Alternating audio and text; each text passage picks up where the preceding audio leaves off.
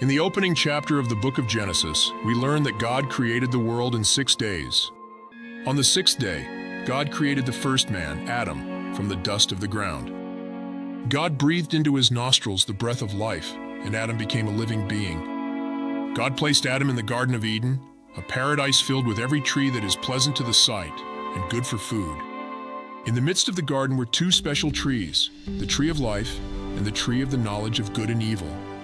God commanded Adam, saying, "You may freely eat of every tree of the garden, but of the tree of the knowledge of good and evil you shall not eat, for in the day that you eat of it you shall surely die." God saw that it was not good for Adam to be alone, so he decided to create a helper fit for him. God caused a deep sleep to fall upon Adam, and while he slept, God took one of Adam's ribs and closed up its place with flesh. From the rib, God made a woman and brought her to Adam. Adam said, "This at last is bone of my bones and flesh of my flesh.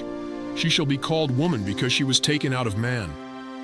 The woman was named Eve, for she was the mother of all living. Adam and Eve lived in harmony in the Garden of Eden, enjoying perfect fellowship with God. However, a cunning serpent entered the scene. The serpent, who was more crafty than any other beast of the field that the Lord God had made, spoke to Eve and questioned God's command. The serpent said, "Did God actually say, 'You shall not eat of any tree in the garden'?"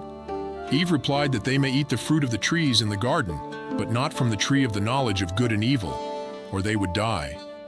The serpent deceived Eve, saying, "You will not surely die, for God knows that when you eat of it, your eyes will be opened, and you will be like God, knowing good and evil."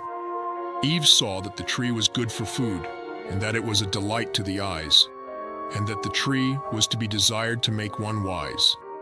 She took of its fruit and ate, and she also gave some to her husband Adam, who was with her, and he ate. Their eyes were opened, and they realized they were naked. They sewed fig leaves together and made loincloths for themselves.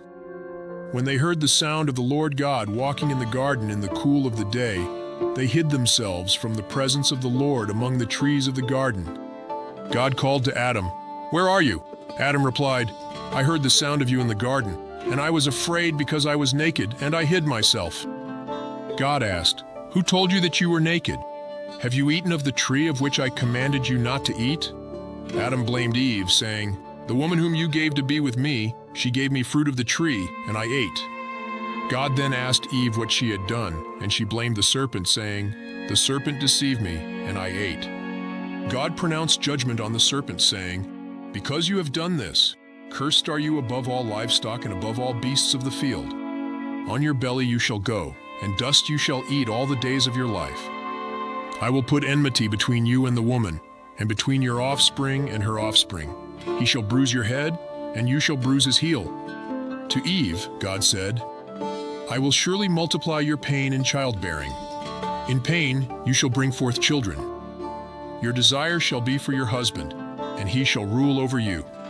To Adam, God said, "Because you have listened to the voice of your wife, and have eaten of the tree of which I commanded you, you shall not eat of it. Cursed is the ground because of you. In pain you shall eat of it all the days of your life. Thorns and thistles it shall bring forth for you, and you shall eat the plants of the field. By the sweat of your face you shall eat bread till you return to the ground, for out of it you were taken, for you are dust, and to dust you shall return." God made garments of skins for Adam and Eve and clothed them. Then, to prevent them from taking from the tree of life and eating and living forever in their sinful state, God sent them out from the Garden of Eden to work the ground from which Adam was taken. God placed cherubim and a flaming sword that turned every way to guard the way to the tree of life. Thus, the story of Adam and Eve sets the stage for humanity's journey, a journey marked by disobedience, consequences, and the promise of redemption.